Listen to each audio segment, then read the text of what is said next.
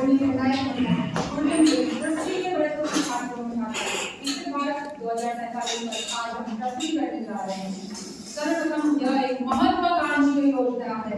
इस योजना के तहत भारत को 2047 तक सशक्त राष्ट्र घोषित करना है।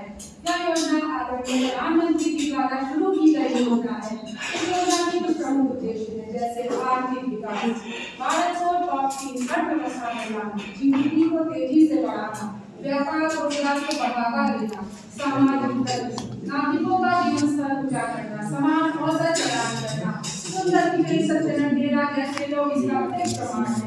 अमृतकाल 2022 से 47 रोजगार जहां गरीब असमानता एवं बेरोजगारी यह केवल नाम मात्र की नहीं जाएगा। जो विकास के 4 स्तंभ होते हैं, युवा, गरीब, महिला, किसान। युवा गांव के लिए प्राथमिक से लेकर उच्च शिक्षा निःशुल्क प्रदान करना, जैसे एसएससी, सर्व शिक्षा अभियान, आरएमएस, राष्ट्रीय माध्यमिक शिक्षा अभियान एवं उच्च शिक्षा अभियान के तहत नई शिक्षा नीति लागू की गई है। सरकार द्वारा कई प्रयास किए गए हैं, जैसे छात्रवृत्ति, मोबाइल, लैपटॉप को निःशुल्क प्रदान करना, जिससे हमारे युवा डिजिटल रूप से सशक्त हो सके। स्वरोजगार के क्षेत्र में आदरणीय प्रधानमंत्री जी द्वारा कई योजनाएं शुरू की गई हैं, जैसे आत्मनिर्भर भारत रोजगार योजना, प्रधानमंत्री स्वरोजगार योजना, प्रधानमंत्री मुद्रा योजना, राज्य स्तर पर मुख्यमंत्री जी द्वारा कई योजनाएं शुरू की गई हैं, जैसे मुख्यमंत्री स्वरोजगार योजना, मुख्यमंत्री युवा उद्योग योजना। 2047 तक 65% युवा कौशल मुक्त होकर स्वरोजगार का सृजन करेगा। तस्वीर देवदत्त महेश करेगा, हम विश्व पटल पर छाया हुआ है। दूसरा, गरीब श्रमिक अनाथ बच्चों को अटल आवास योजना के तहत निःशुल्क शिक्षा प्रदान करना। इतना ही नहीं, उन्हें आवास भोजन मुफ्त में प्रदान करना, उन बच्चों के लिए मुफ्त में कोचिंग प्रदान करना, जैसे अब कोचिंग। सरकार द्वारा निर्मल आवास, गैस कनेक्शन, बिजली, पेयजल आदि सुविधाएं प्रदान करना। इतना ही नहीं, उनके लिए शौचालय एवं राशन भी प्रदान करना, जिससे गरीबों का उद्धार हो सके। मुख्यमंत्री जी द्वारा आदिवासी समाज को प्रोत्साहित करना, जैसे वंदना समाज के साथ सर्वप्रथम दीपावली का त्योहार मनाना। तीसरा, महिला सशक्तिकरण के क्षेत्र में कई योजनाएं शुरू की गई हैं, जैसे बेटी बचाओ बेटी पढ़ाओ, इसके तहत भ्रूण हत्या पर रोक लगाना एवं बेटियों को समान शिक्षा का अवसर प्रदान करना।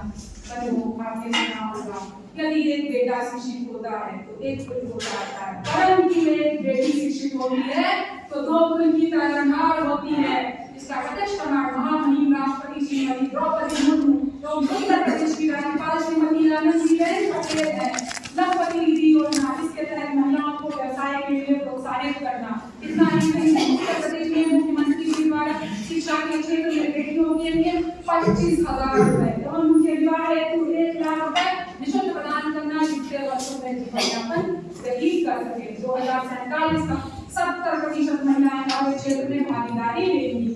चौथा, किसान, अन्नदाता किसान, कृषि, दुग्ध, मत्स्य के क्षेत्र में यश स्थापित कर रहा है। कृषि विकास दर 2016-17 में 8.6% था, परंतु 2024-25 में यह 17.7% हो गया है, जिसका अर्थ है किसानों की आय में उत्तम वृद्धि हुई है। प्रधानमंत्री जी द्वारा प्रधानमंत्री किसान सम्मान निधि योजना शुरू करना, इसके तहत किसानों को प्रति वर्ष 6,000 रुपए प्रदान करना, जिससे उनकी आर्थिक सहायता हो सके। उत्तर प्रदेश में गौ संरक्षण, जैविक खेती, मत्स्य पालन को बढ़ावा देना।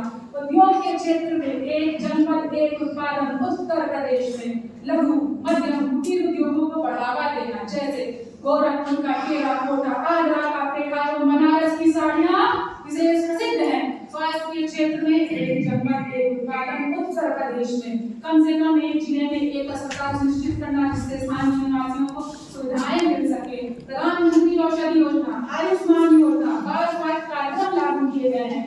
इतना ही नहीं, दवाओं पे 50% छूट उपलब्ध है, जिससे मरीजों का उद्धार हो सके। धार्मिक क्षेत्र को बढ़ावा देना, भारतीय संस्कृति एवं सभ्यता को बढ़ावा देना, जैसे प्रधानमंत्री जी द्वारा एवं मुख्यमंत्री जी द्वारा काशी विश्वनाथ मंदिर, काशी मंदिर एवं श्री राम जन्मभूमि का भव्य मंदिर का निर्माण करना, जिससे पर्यटक क्षेत्र को बढ़ावा मिल सके, आर्थिक व्यवस्था मजबूत हो सके।